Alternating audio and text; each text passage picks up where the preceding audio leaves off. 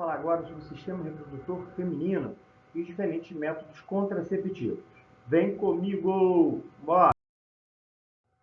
Então é o seguinte, aqui é a anatomia do sistema reprodutor feminino, que geralmente é cobrado no vestibular, no Enem, porque tem alguns métodos contraceptivos que precisa entender do aspecto anatômico. Eu tenho aqui a parte externa, que é chamada de vulva, tá? Eu tenho aqui a vagina, que é esse órgão tubular.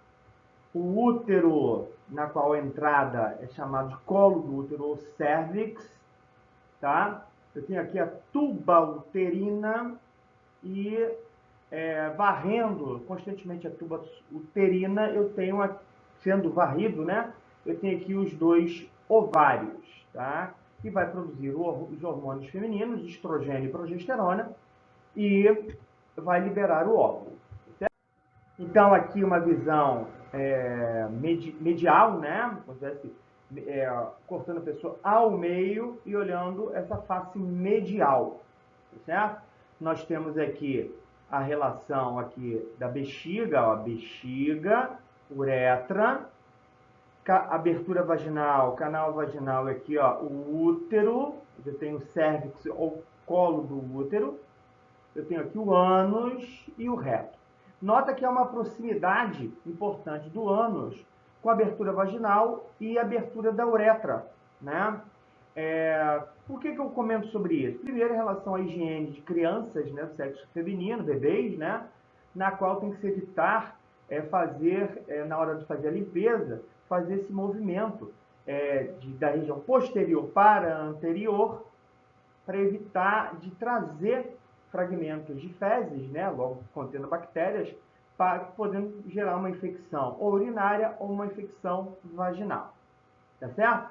Agora, chama a atenção também num aspecto do ato sexual, que é o seguinte: existe uma infecção, né, que é muito comum na lua de mel. Por quê? No momento do ato sexual, o que acontece é que pode também, né, por conta das secreções, ser levada alguma secreção, né, da região anal para a região vaginal ou mesmo de uretra, podendo gerar alguma infecção, seja vaginal, a vaginite, ou urinária.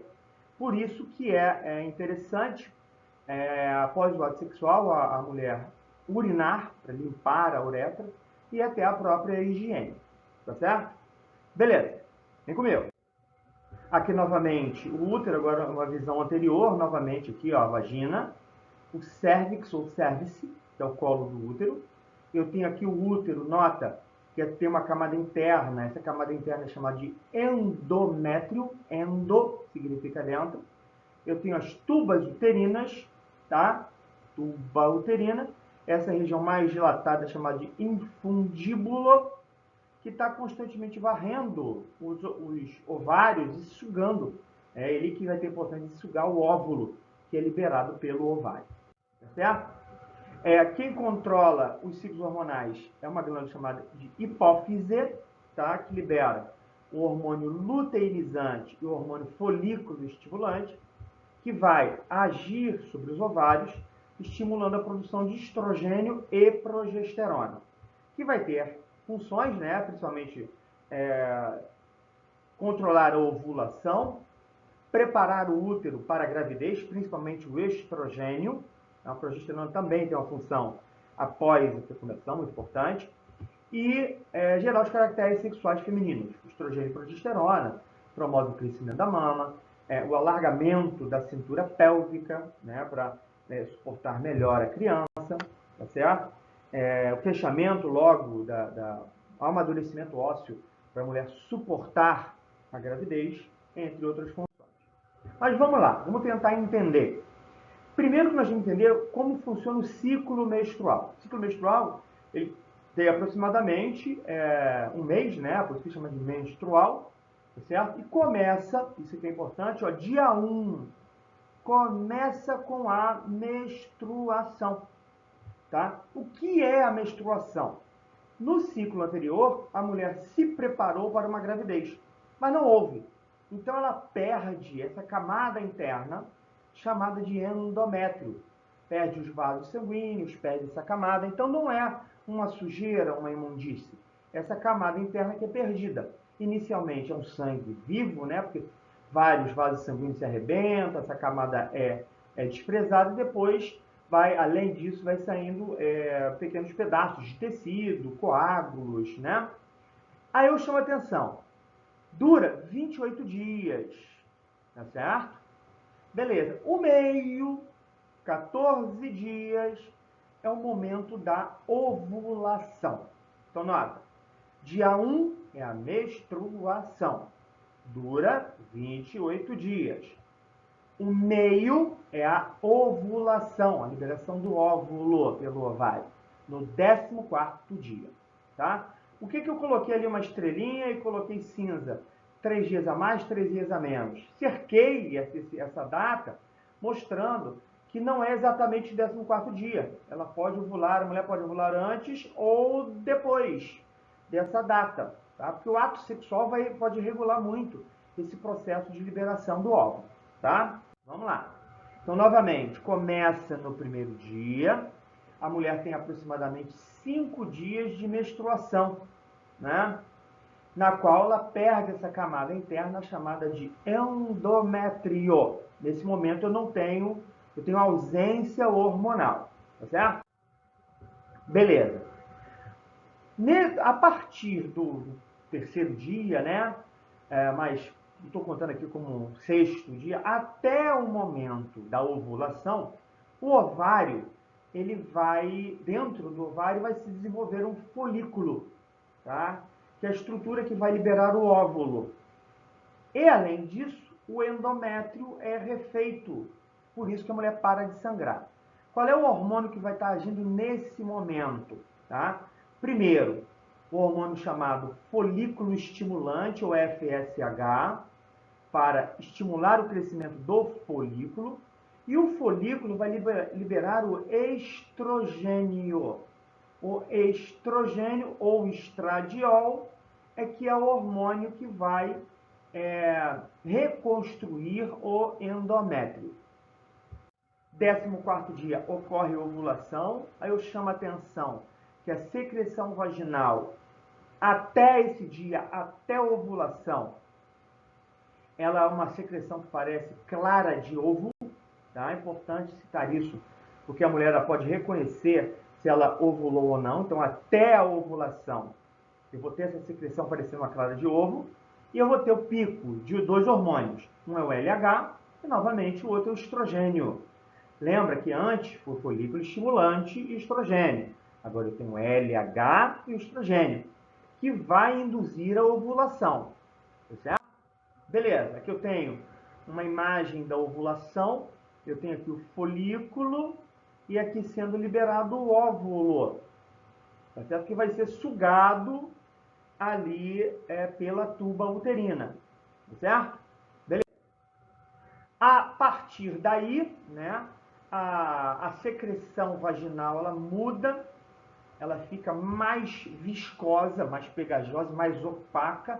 Então, antes, nota que era mais clarinha, era mais fluida, e agora ela está mais opaca. Então, a mulher, essa secreção, ela tem uma virada. Ela deixa de ser fluida e fica opaca e grudenta. Então, a mulher ela pode se reconhecer através dessa secreção vaginal.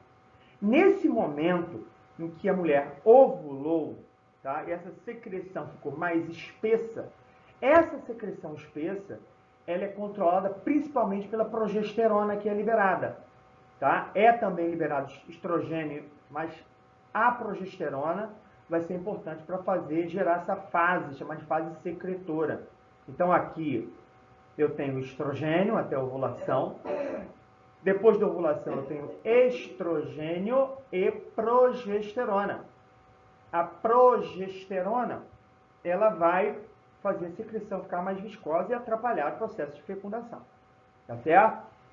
Lembrando, quando o folículo libera estrogênio, depois estrogênio e progesterona, outros folículos não liberam óvulos. É por isso que só há liberação de um óvulo. É muito raro liberação de mais de um óvulo. Pode acontecer? Pode acontecer. Tá? Beleza.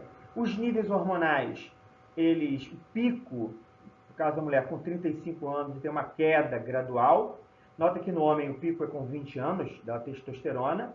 E quando há essa redução drástica, né, principalmente a partir de 50 anos, essa queda acentuada dos níveis hormonais, a mulher entra primeiro no processo chamado de climatério, né, que descontrole de temperatura corporal, entre outras coisas, e entra na chamada menopausa. A falta dos hormônios femininos vai gerar irritabilidade, aumento de peso. É um hormônio muito importante para a manutenção óssea, então quando ele reduz pode causar a osteoporose, causa quadros de ansiedade, depressão, queda de libido, fadiga e insônia e etc. Tá certo? Agora eu vou falar dos métodos anticoncepcionais, tá? Primeiro método anticoncepcional, o anel, chamado anel vaginal, que ele contém progesterona e estrogênio, né? Logo evita também a ovulação, tá? A mulher pega esse anel vaginal e introduz na vagina, empurra até o colo do útero, e ele tem uma taxa de eficácia de 91%. Ele libera progesterona e estrogênio, atrapalhando a viabilidade do processo de fecundação. Aqui eu tenho também o diafragma. O diafragma ele é utilizado somente para o ato sexual, tá? O anterior ele pode ser utilizado para 30 dias, né? Aqui é para o ato sexual. Ele também é colocado um espermicida, tá certo? É introduzido na vagina e empurrado até o colo do útero, tá certo? Beleza. E tem chega de 88% de eficiência. O DIU é uma estrutura aqui em forma de T, ele pode ser de plástico ou de cobre, né? Que ele é espermicida, né? Além de ter liberação de progesterona, que também inibe,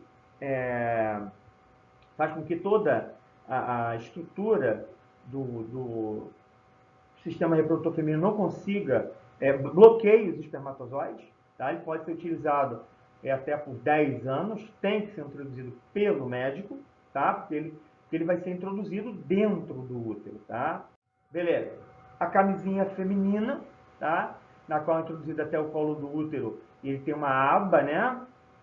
Então ele é basicamente parecido com a camisinha masculina, só que ele tem uma característica ser introduzida pela mulher, tá? Com eficiência de 95%. Os anticoncepcionais orais, eles têm uma eficiência de 99%, tá? Ele pode ser uma série de hormônios, né? Hormônios, por exemplo, que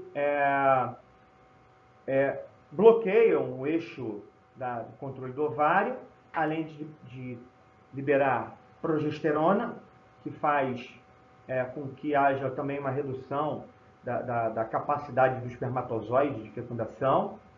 A drosperinona, né, o anterior ciproterona, né, também inibe a liberação do LH, inibindo o eixo de controle hormonal, mas o mais comum, né, é a progesterona sintética e o estrogênio bioativo sintético, né, que vai fazer com que a mulher, tendo esses dois hormônios, tanto a progesterona sintética quanto o estrogênio sintético, ele não tenha ovulação, né, até porque o organismo vai ser enganado, como se tivesse já ovulado, já que tem os hormônios.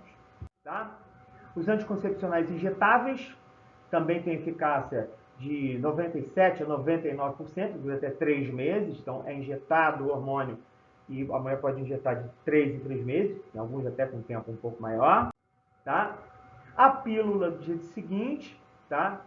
Que torna o ambiente hostil para o espermatozoide, tá? Ele barra os espermatozoides que não conseguem encontrar o óvulo. E se o espermatozoide encontrar o óvulo, ele não consegue chegar até o útero no momento correto para se fixar, tá? Então ele não consegue ser, ele é eliminado o óvulo que foi fecundado, tá certo? Ele tem grande eficiência com 24 horas, E pode ser utilizado até 48 ou mesmo 72 horas, mas a eficiência ela cai, tá certo? Beleza.